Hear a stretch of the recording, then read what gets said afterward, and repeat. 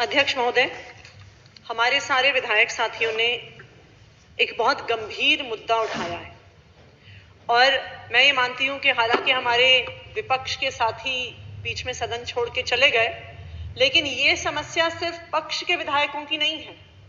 जो ये समस्या आज दिल्ली जल बोर्ड में, पीडब्ल्यूडी में छोटे छोटे काम करवाने में आ रही है, ये पक्ष के विधायकों को भी आ रही है, विपक्ष के विधायकों को भी आ रही है। दिल्ली की जनता ने हम लोगों को चुन के भेजा। जब दिल्ली की जनता परेशान होती है, उनके काम रुकते हैं, उनके घर के बाहर सड़क टूट जाती है, पानी आना बंद हो जाता है, सीवर की लाइन बहती है, तो वो सबसे पहले अपने विधायक के पास आते हैं, क्योंकि उन्हें पता है कि हमने संजीव झा को वोट देके भेजा है, हमने मदन लाल जी को वोट देके भेजा है, हमने अखिलेश को वोट देके भेजा है, हमने साहनी साहब को वोट देके भेजा है। उनको नहीं पता है कि फाइनेंस सेक्रेटरी कौन है, उनको नहीं पता है कि जल बोर्ड का सीईओ कौन है, उनको पता है कि हमने झाड़ू पे बटन दबाया था और अरविंद केजरीवाल को मुख्यमंत्री बनाया था। ये दिल्ली की जनता को पता है। दिल्ली की जनता ने यह भी देखा है कि पिछले 8 साल में जब से अरविंद केजरीवाल जी दिल्ली के मुख्यमंत्री बने हैं, तब से दिल्ली में इतने काम हो गए हैं, इतने काम हो गए हैं जो उन्होंने दिल्ली के इतिहास में कभी नहीं देखे। वही दिल्ली जहां पे घंटों घंटों पावर कट होते थे, बड़े बड़े बिजली के बिल आते थे, आज वहां पे 24 घंटे बिजली आती है और वो भी बिल्कुल फ्री। पिछले महीने 31 लाख परिवारों का बिजली का बिल जीरो आया है, ये अरविंद केजरीवाल जी की वजह से आया है। दिल्ली की सैकड़ों ऐसी कॉलोनियां हैं जहां पे पहले पानी की पाइपलाइन नहीं जाती थी। मेरे अपने विधानसभा क्षेत्र में इतनी झुग्गियां हैं, वहां पे महिलाएं टैंकर के ऊपर के पास खड़े होके लड़ती थी, झगड़ती थी, एक एक कनस्तर पानी भरने के लिए। आज दिल्ली की झुग्गियों में भी पानी की पाइपलाइन पहुंच गई है, झुग्गी में रहने वालों के भी घर में पानी आता है। ये अरविंद केजरीवाल जी की वजह से हुआ है। आप चाहे मोहल्ला क्लिनिक में जो फ्री इलाज हो रहा है, दिल्ली के सरकारी स्कूलों में जो अच्छी शिक्षा मिल रही है, ये सब क्यों हो पाया? क्योंकि एक ईमानदार सरकार आई और उस ईमानदार सरकार आने से दिल्ली का बजट 2.5 गुना हो गया। अरविंद केजरीवाल जी की सरकार बनने से पहले दिल्ली का कुल बजट 2014-15 में तकरीबन 30,000 करोड़ का होता था। उससे पिछले 5 साल में अगर आप 2010 से 2015 का दौर देखिए तो बजट बढ़ के 25,000 करोड़ से 30,000 करोड़ पहुंचा था 5 साल में। लेकिन ये अरविंद केजरीवाल जी की सरकार है कि मात्र 5 साल में उन्होंने दिल्ली के बजट को 30,000 करोड़ से बढ़ा के 60,000 करोड़ कर दिया। 5 साल में दिल्ली का बजट दुगना हो गया, आज 2.5 गुना से ज्यादा हो गया है। इस साल हमने 75,000 करोड़ से ज्यादा का बजट प्रेजेंट किया है। जैसा कि सब जानते हैं, दिल्ली को केंद्र सरकार से कोई पैसा नहीं मिलता है। दिल्ली का सारा पैसा दिल्ली के लोगों के टैक्सेस से आता है। अरविंद केजरीवाल जी की ऐसी सरकार है जिसमें पैसे की कोई कमी नहीं रही है। उन्होंने बिजली भी फ्री दी, पानी भी फ्री दिया, बच्चों को शिक्षा भी फ्री दी, दवाई फ्री दी, बुजुर्गों को तीर्थ यात्रा फ्री दी, महिलाओं को बस यात्रा फ्री दी। फिर भी दिल्ली एक ऐसी सरकार है, देश में एकमात्र ऐसी सरकार है जिसका बजट मुनाफे में चलता है, घाटे में नहीं चलता है। क्यों? क्योंकि एक ईमानदार सरकार है। आज भी दिल्ली की विधानसभा ने, जो सारे लोग हम यहां पे बैठे हैं, दिल्ली के हर एक विभाग को बजट में पैसा दिया।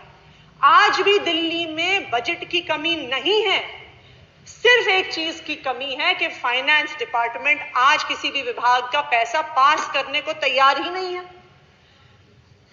खजाने में पैसा है, विधानसभा ने पैसा सैंक्शन कर दिया, कैबिनेट पैसा देने को तैयार है, मंत्री बोल रहे हैं कि पैसा पास करो, लेकिन फिर भी विभाग को पैसा नहीं दिया जा रहा, जिसकी वजह से जनता परेशान हो रही है।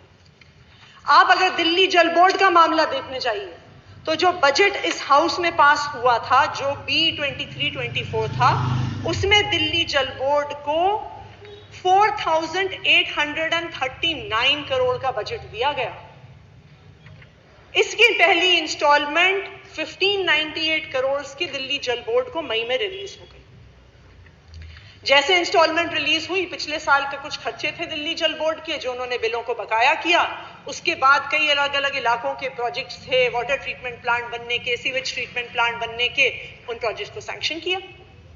जब वो पैसा समाप्त हो गया तो दिल्ली जल बोर्ड ने अगस्त के महीने में जो पैसा दिल्ली की विधानसभा उनको दे चुकी है उसके सेकंड इंस्टॉलमेंट के रिलीज के लिए अगस्त के अंत में डिमांड रेज करी और 12 सितंबर को उसे यूडी डिपार्टमेंट को भेज दिया, क्योंकि यूडी डिपार्टमेंट उनका एडमिनिस्ट्रेटिव डिपार्टमेंट है, वहां से फाइल फाइनेंस डिपार्टमेंट को जाती है।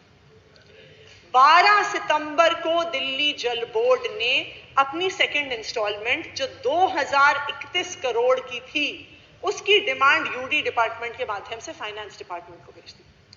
अध्यक्ष महोदय, सितंबर बीत गया, अक्टूबर बीत गया, नवंबर बीत गया, दिसंबर आधे से ज्यादा बीत गया, लेकिन 4 महीने में एक सिंपल रूटीन फाइल जिसमें सेकंड इंस्टॉलमेंट रिलीज होना था, फाइनेंस डिपार्टमेंट ने आज तक नहीं रिलीज किया। हर बार फाइनेंस डिपार्टमेंट में फाइल जाती है और फाइनेंस डिपार्टमेंट एक नई ऑब्जेक्शन लगाकर वापस भेज देता है। जल बोर्ड के अधिकारी काम करते हैं, उन ऑब्जेक्शंस को पूरा करते हैं, फाइल फिर से बनाते हैं, वो फाइनेंस डिपार्टमेंट में भेजते हैं, फाइनेंस डिपार्टमेंट फिर एक नई क्वेरी लगा के वापस भेज देता है। फिर से जल बोर्ड के अधिकारी बैठते हैं, वो सारे अपने कागज पत्र बनाते हैं, सारे इंजीनियरों को खींच खींच के ऑफिस में बुला के सारी फाइलें बनाते हैं, वो फाइनेंस डिपार्टमेंट को भेजते हैं, वो तीसरी क्वेरी लगा के भेज देते हैं। कभी कहते हैं फाइनेंशियल प्रोग्रेस भेजो, फिर कहते हैं फिजिकल प्रोग्रेस भेजो, फिर कहते हैं हेडवाइज प्रोग्रेस भेजो, उसके बाद कहते हैं जियो टैगिंग करके भेजो, इस मैप पे नहीं उस मैप पे करके भेजो। देखिए अध्यक्ष महोदय, फाइनेंस डिपार्टमेंट की नीयत खराब है, ये इस बात से पता चलता है कि अगर उनको कोई ऑब्जेक्शन था, अगर उनको कोई जायज सवाल था जो उनको पूछने का अधिकार है, तो वो एक बार में पूछ लेते। अगर वो एक बार में पूछ लेते तो वो मामला 2 हफ्ते में निपट गया होता और जल बोर्ड को पैसा मिल गया होता और दिल्ली की जनता के काम हो रहे होते। लेकिन आज फाइनेंस डिपार्टमेंट की नीयत ये है कि उन्हें किसी तरह से जल बोर्ड के कामों को रोकना है और पब्लिक को परेशान करना है। फाइनेंस डिपार्टमेंट वाले बार बार कहते हैं कि जी हम पैसा इसलिए नहीं रिलीज कर रहे क्योंकि जल बोर्ड में फाइनेंशियल मिसमैनेजमेंट है।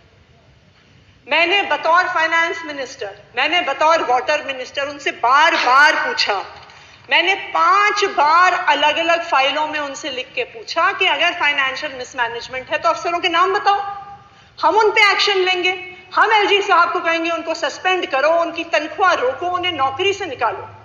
लेकिन अभी तक किसी एक भी अफसर का नाम फाइनेंस डिपार्टमेंट ने बताया नहीं है, लेकिन फंड उन्होंने 4 महीने से रोक के रखा हुआ है।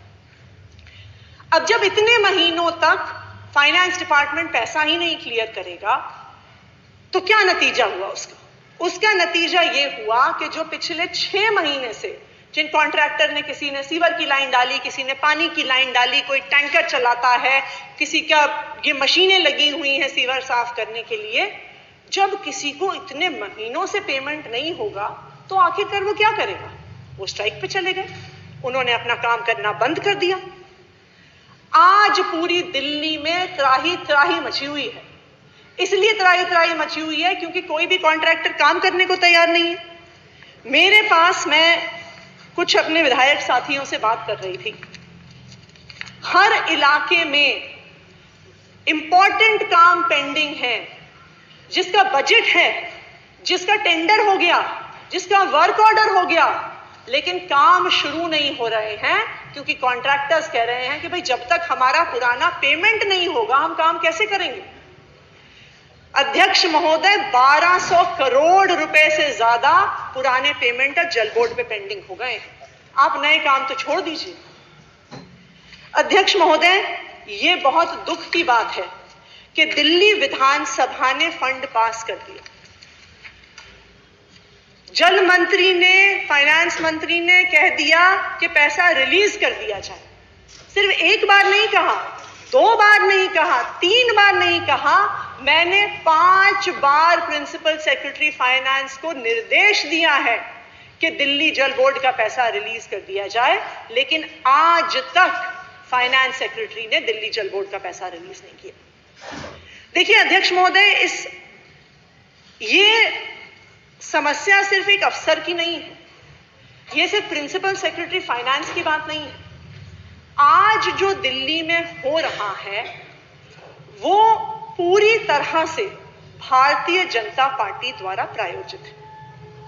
पिछले 8 साल से दिल्ली में अरविंद केजरीवाल जी ने जो काम किए हैं, भारतीय जनता पार्टी को पता है कि वो कुछ भी कर ले, वो अरविंद केजरीवाल को दिल्ली में हरा नहीं पाए।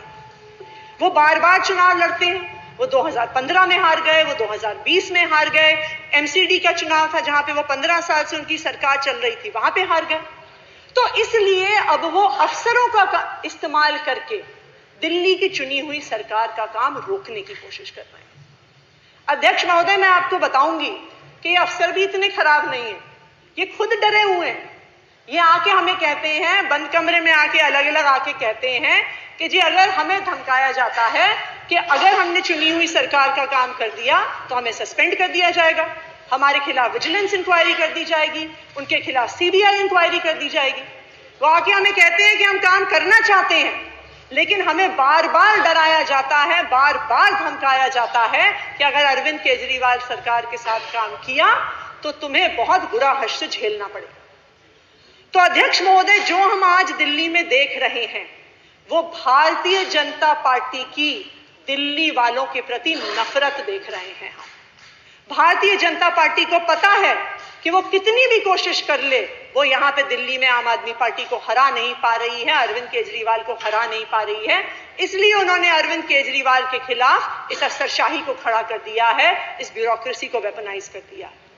लेकिन मैं अध्यक्ष महोदय आपके माध्यम से भारतीय जनता पार्टी की केंद्र सरकार को यह बताना चाहती हूं कि वो चाहे जितनी कोशिश कर ले, वो चाहे जितने काम रोकने की कोशिश कर ले, दिल्ली की जनता अरविंद केजरीवाल से प्यार करती है और अगली बार भी जब चुनाव होगा तो दिल्ली की जनता अरविंद केजरीवाल को ही चुन के भेजेगी। और जो ये सारे काम वो कर रहे हैं, अभी तो 8 सीटें इस विधानसभा में भारतीय जनता पार्टी के पास हैं, वो जितना अरविंद केजरीवाल को दिल्ली के लोगों को परेशान कर रहे हैं, जब 2025 में चुनाव होगा तो ये 8 सीटें भी भारतीय जनता पार्टी के पास नहीं बचेंगी। 70 में से 70 सीटें दिल्ली की जनता अरविंद केजरीवाल को देगी। धन्यवाद। महोदय।